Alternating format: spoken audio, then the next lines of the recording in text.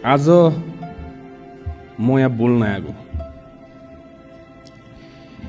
म धेरै साथीभाइहरू देखेँ, मानिसज्यूहरू उठेर घाँटी सुक्ने गरी चिचाइराख्नु भएको थियो,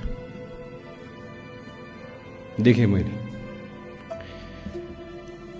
र यो भन्दै गर्दाखेरि चाहिँ हामी गृह मन्त्रालयमा बसेर के गर्ने होला, कसरी गर्ने होला, अब कसरी उहाँहरूलाई सान्त्वना दिने होला, के गर्ने, कसरी मिलाउने होला भनेर सोच्ने हामीले हाम्रो टिम बनाएर हामी कुरा छलफल गरिरहेका थियौँ। म यो सम्मानित सदनलाई सभामुख मार्फत सोध्न चाहन्छु, कतिजना हुनुहुन्छ हिजो त्यो हस्पिटलमा तपाईँहरू? जतिजनालाई घाँटी चिचार गराउनु भइरहेछ यहाँ? घाँटी चिच्याएर कराएर हुँदैन यहाँ सदनमा मात्र। म जनताको सेवा गर्छु भनेर मुखले बोलेर हुँदैन, त्यो मुखले बोलेको 50औं वर्ष भइसक्यो।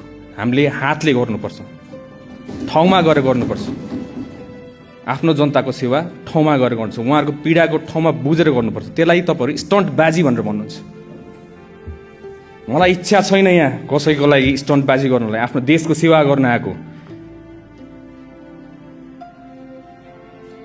जानी नजानी अन्जानमा होस्, आफूले सक्ने नसक्ने हामीले गरेर हातमा पानी राखेर यसरी गर्दै बिस्तारै हिँड्दै हामी यहाँसम्म आएको। पोखला कि देश दुर्घटनामा जाला कि भनेर।